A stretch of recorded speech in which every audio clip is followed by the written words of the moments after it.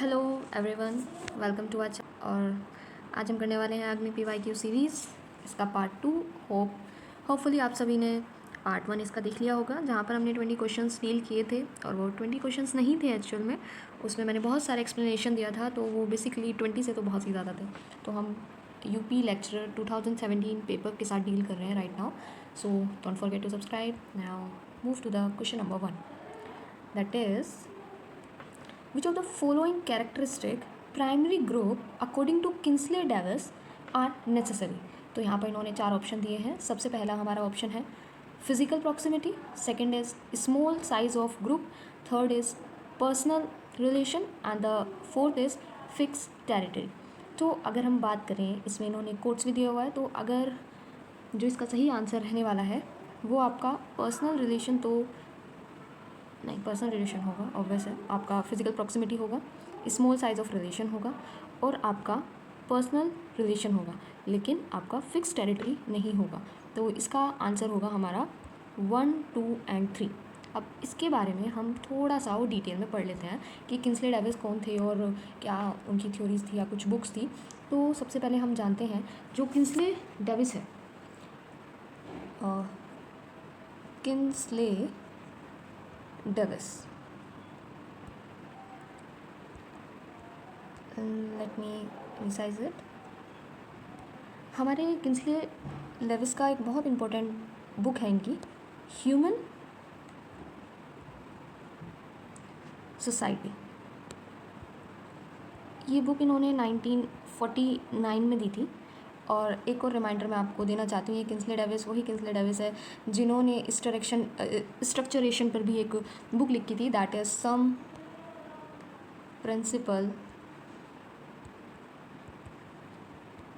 Principles of stratification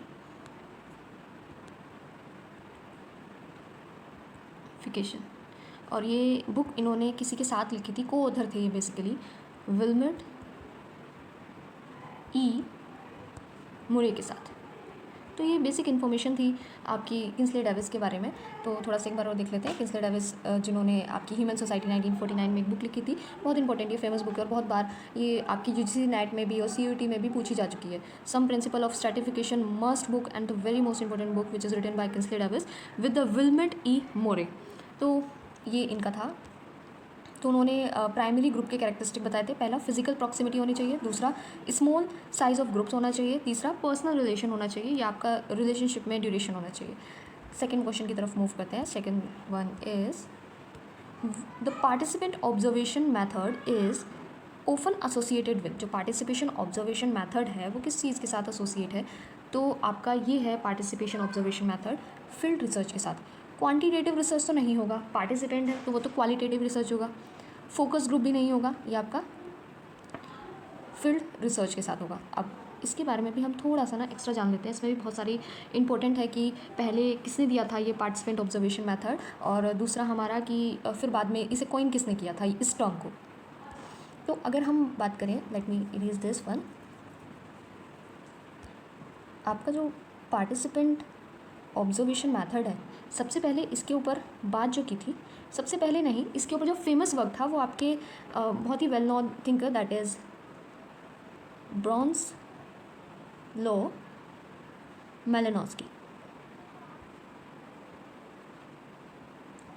इन्होंने इनकी बहुत फेमस फील्ड स्टडी है दैट इज़ ट्रोबियन आइलैंडर्स। देखो, पार्टिसिपेंट ऑब्जर्वेशन मेथड आपका फेमस ब्रोंसलो मेलिनोस्की ने किया था, बट ये टर्म किसी और ने दिया था जिनका नाम था एडवर्ड लिंडमैन। एडवर्ड लिंडमैन ने इसे आपका कॉइन किया था पार्टिसिपेंट ऑब्जर्वेशन मेथड को। और अगर हम बात करें वेस्टर्न सोसाइटी में, ये हम किसने यूज़ किया था, वेस्टर्न सोसाइटी पे विल्बर वाइट ने स्टडी की थी। इनकी जो फेमस स्टडी है वो स्ट्रीट कॉर्नर सोसाइटी है, जो कि इन्होंने 1943 में लिखी थी। तो आपका ये बहुत इंपॉर्टेंट है। जैसे दोबारा से एक बार देख लेते हैं, जो आपका पार्टिसिपेंट ऑब्जर्वेशन है वो आपका कॉइन किया था एडवर्ड लिंडमैन ने, लेकिन आपका अगर हम फेमस बताएं कि किसने फेमस किया था, वो किया था अपने ब्राउन्सलो मेलिनोस्की ने अपनी फेमस बुक के थ्रू और फील्ड स्टडी के थ्रू, जो कि ट्रोबियन आइलैंड पे उन्होंने की थी। और अगर आपका वेस्टर्न सोसाइटी में इस मेथड को फ्लोरिशमेंट मिला था या फ्लोरिश हुआ था, वो विलियम फुटे वाइट ने किया था अपनी स्ट्रीट कॉर्नर सोसाइटी के थ्रू, जहाँ पे इन्होंने पार्टिसिपेंट ऑब्जर्व मेथड का यूज़ करके वहाँ पे क्रिमिनल्स को स्टडी किया था 1943 में. Now move to the next one, that is आपका नेक्स्ट क्वेश्चन है जिसमें बोला गया है which among the following has classified status in terms of salient status, dominant status and the controlling status. तो स्टेटस को 3 में डिफाइन करने वाले हैं आपके आर.के. मर्टन या रॉबर्ट किंग मर्टन. तो इन्होंने एक बार आप ये तीनों याद रख लेना जो 3 दिए थे, salient features that sorry status, that is another one is dominant status and the last one is controlling status. Now next is voluntary membership are set goals of essential features of. आपका volunteer membership, आप अपनी मर्ज़ी से कोई membership कोई member का किसी group का आप पार्ट बन रहे हो, उसकी मेंबरशिप ले रहे हो. दूसरा आपके सेट गोल्स, ये किसके सेलियंट फीचर्स हैं या नेसेसरी फीचर्स हैं, वो आपके आते हैं एसोसिएशन के. एसोसिएशन में आप वॉलंटरी ज्वाइन करते हो और उस एसोसिएशन के कुछ सेट गोल्स होते हैं, कुछ सेट टारगेट्स होते हैं. Benton has divided roles in 3 categories. Which of the following them which one is not among them. मतलब बेंटन ने कुछ आपके डिवाइड किए थे रोल्स को 3 कैटेगरीज़ में, तो उनमें से कौन सा एक नहीं है. तो आपके जो पहले इनका पूरा नाम देख लेते हैं. बेंटन का पूरा नाम है मिशेल MICHAEL. मिशेल बेंटन ने रोल्स के ऊपर काम किया था और इनकी एक बहुत फेमस बुक है रोल्स के ऊपर ही है ये, roles an introduction to study of social relation. ये मिशेल बेंटन की बुक है रोल्स के ऊपर ही. तो आपके क्वेश्चन पे आते हैं कि इन तीनों में से कौन सी कैटेगरी को उन्होंने नहीं माना था. तो बेसिक रोल्स उन्होंने बोले थे, जनरल रोल्स उन्होंने बोले थे, इंडिपेंडेंट रोल्स उन्होंने बोले थे, लेकिन उन्होंने कॉम्प्लीमेंट्री रोल्स के बारे में बात नहीं की थी. बेसिक रोल्स वो कहते हैं जो बायोलॉजिकल स्टेटस हमें देते हैं, जैसे कि एज हो गया या हमारे सेक्स हो गया. बायोलॉजिकल स्टेटस से जो हमें रोल मिलते हैं वो आपके बेसिक रोल्स होते हैं. जनरल रोल्स वो होते हैं जो हमारे ऑक्यूपेशनल या फिर आपके मैरिटल स्टेटस से जो रोल्स निकलते हैं उन्हें जनरल रोल्स बोलते हैं. इंडिपेंडेंट रोल्स जो बाकी बच गए इन दोनों के अलावा. अब कॉम्प्लीमेंट्री जो रोल्स हैं उसके ऊपर बात करते हैं आपके SF नाडेल. SF नाडेल ने ये वर्ड नहीं दिया है, वो कॉम्प्लीमेंट्री रोल्स वर्ड यूज़ नहीं करते हैं, लेकिन वो रिलेशनल रोल्स की बात करते हैं. That is relational roles. Relational roles और कॉम्प्लीमेंट्री रोल्स दोनों एक ही हैं, वाइस वर्सा ही हैं. रिलेशनल रोल्स क्या होते हैं, जैसे हस्बैंड वाइफ के बीच में जो रोल्स होते हैं, जैसे टीचर और स्टूडेंट्स के बीच में, मतलब जो एक दूसरे को कॉम्प्लीमेंट करें. अगर टीचर नहीं होगा तो स्टूडेंट नहीं होगा, स्टूडेंट नहीं होगा तो टीचर भी नहीं होगा. तो वही SF नाडेल बात करते हैं रिलेशनल रोल्स के बारे में, जिसे हम कॉम्प्लीमेंट्री रोल्स भी बोलते हैं. लेकिन SF नाडेल ने कॉम्प्लीमेंट्री यूज़ नहीं किया है. उन्होंने रोल्स को 2 पार्ट में बांटा है, एक तो रिलेशनल और दूसरा आपका नॉन रिलेशनल. ठीक है. और अगर हम थोड़ा सा और रोल्स के बारे में देखें तो आपके टालकट पार्सन भी रोल्स के बारे में बात करते हैं, जिसमें वो 2 टाइप के रोल्स देते हैं. एक तो इंस्ट्रूमेंटल रोल्स, दूसरे आपके एक्सप्रेसिव रोल्स. इंस्ट्रूमेंटल रोल्स जो मेल के लिए होते हैं बेसिकली, कि आपको ब्रेड विनर बनना है और आपको ब्रेड विनर बनना है, और जो भी मतलब सोसाइटी के रोल्स होते हैं जो मेल के लिए डिफ़ाइन किए गए हैं वो उनकी बात करते हैं. और एक्सप्रेसिव रोल्स जिसमें आपको एक्सप्रेस करना होता है, जैसे आपको केयर करनी है या फिर आपको सोशलाइजेशन करना है बच्चों का, तो ये आपके टारगेट पार्सन बात करते हैं. होप ये रोल्स वाला कॉन्सेप्ट आपका क्लियर हो गया होगा. और मैंने काफ़ी सारे थिंकर मतलब 3-4 थिंकर को भी कोट किया जिन्होंने रोल्स के ऊपर बात की है. नेक्स्ट क्वेश्चन की तरफ मूव करते हैं. In a society the status of a person is determined by 2 main source that are achieved and ascription. Who said that? Okay. आपके कल वाली वीडियो में जो उसका पार्ट 1 था उसमें मैंने आपको बताया था कि अचीव्ड स्टेटस और आपके स्क्राइब्ड स्टेटस क्या होते हैं. तो अगर आपको नहीं पता है तो आप पहली वाली वीडियो को देख लीजिए और देन आपको मैं बताती हूँ कि इसमें ये कहा किसने था. तो ये हमारे थे राल्फ लिंटन, जिन्होंने अचीव्ड और स्क्राइब्ड स्टेटस में डिवाइड किया था स्टेटस को. नाउ नेक्स्ट क्वेश्चन है हमारा, feeling of social coherence in the development of community is mention by. जो आपकी सोशल कोहेरेंस की फीलिंग है वो कम्युनिटी में किसने मेंशन की है. तो आपके ये आते हैं मैकीवर एंड पेज। मैकीवर और पेज कम्युनिटी को सोशल कोहेजन के डेवलपमेंट में मतलब ज़रूरी मानते हैं। तो थोड़ा सा ना हम कम्युनिटी के बारे में देख लेते हैं, क्योंकि पिछले वाले क्वेश्चन में भी एक ऑप्शन में कम्युनिटी आया था। तो इसकी मैं थोड़े से 5-6 थिंकर्स बता देती हूँ या 4-5 थिंकर्स बता देती हूँ जिन्होंने कम्युनिटी के ऊपर काम किया है। So let me go there.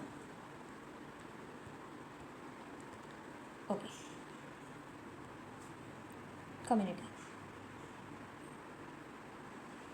Community के ऊपर मैकीवर और पेज। अच्छा, मैकीवर और पेज ये दोनों के दोनों अलग नाम हैं, एक इंसान ही नहीं है। हम बहुत बार कंफ्यूज हो जाते हैं कि मैकीवर और पेज दोनों एक हैं। मैकीवर का पूरा नाम है RM मैकीवर और दूसरे पेज का नाम है CH पेज। इनका एग्जैक्ट पूरा नाम तो मुझे नहीं पता है, मतलब उनकी फुल फॉर्म, बट ठीक है। मैकीवर और पेज कम्युनिटी को बोलते हैं कि एक स्मॉल एरिया, स्मॉल या लार्ज एरिया, स्मॉल हो या लार्ज एरिया हो, जहाँ पर लोग एक साथ रह रहे हैं,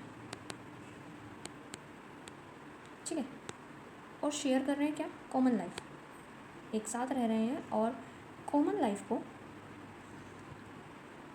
शेयर कर रहे हैं।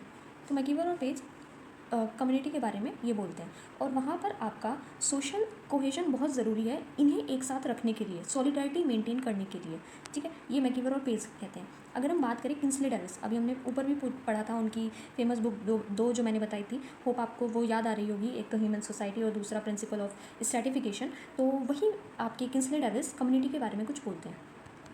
किंग्सले डेविस कम्युनिटी के बारे में बोलते हैं कि ये एक आपका स्मॉलेस्ट टेरिटोरियल ग्रुप होता है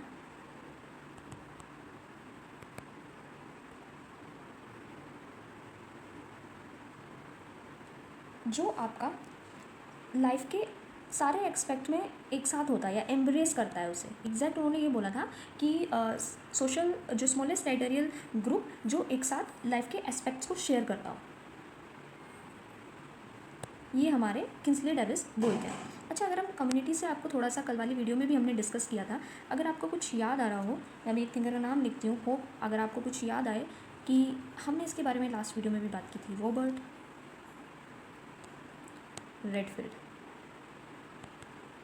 रेडफील्ड आपको कम्युनिटी को क्या बोलते हैं, उनकी फेमस बुक भी है लिटिल कम्युनिटी, उनका फेमस वर्क है रॉबर्ट रेडफील्ड का। मुझे कम्युनिटी से एक बार मतलब एकदम से उनका नाम याद आ गया, रॉबर्ट रेडफील्ड ने भी काम किया था कम्युनिटी पे, लिटिल कम्युनिटी उनकी फेमस काम है। और हमें क्या याद आ सकता है कम्युनिटी से। अच्छा, एक हमारे थिंकर होते हैं जिसका नाम है बोर्गाडस।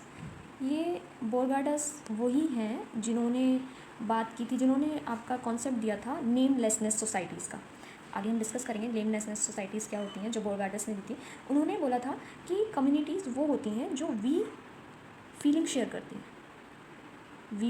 करती हैं और एक पर्टिकुलर एरिया में रहती हैं, living in a given area. तो ये हमारे कम्युनिटी के बारे में बोर्गाडस बोलते हैं। और एक और थिंकर मुझे याद आ रहा है इस समय, वो हमने कल भी उनके बारे में पढ़ा था, दैट इज़ फर्नांडिस टोनीस। वो भी कम्युनिटी की बात करते हैं। उन्होंने दो कम्युनिटीज़ की बात की थी, दैट इज़ जेमिनशाफ्ट, स्पेलिंग गलत हो सकती है तो प्लीज़ सॉरी फॉर दैट, और जेशलशाफ्ट community.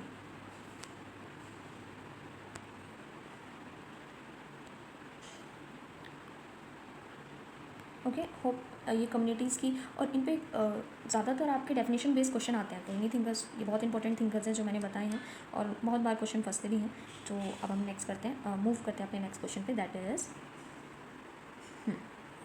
Which of one of the following is not a characteristic of group as propose by Bierstedt. Bierstedt ने जो इसमें से ग्रुप दिए हुए हैं उसमें से कौन सा ग्रुप नहीं है। तो अगर हम बात करें, सबसे पहले उन्होंने ऑप्शन दिया है वॉलंटरी मेंबरशिप का, दूसरा आपका बात दिया हुआ है कॉन्शियसनेस ऑफ ग्रुप, तीसरा सोशल इंटरेक्शन, और चौथा आपका दिया हुआ है सोशल ऑर्गेनाइजेशन। तो आपके जो बीएसटेट हैं उन्होंने देखो कॉन्शियसनेस ऑफ काइंड के बारे में तो बोला था, सोशल इंटरेक्शन के बारे में भी बोला था, सोशल ऑर्गेनाइजेशन के बारे में भी बोला था, लेकिन वॉलंटरी मेंबरशिप के बारे में नहीं बोला था, ठीक है। इतना इनका यही कॉन्सेप्ट है। इनकी एक बुक है रॉबर्ट बीएसटेट की, द सोशल ऑर्डर,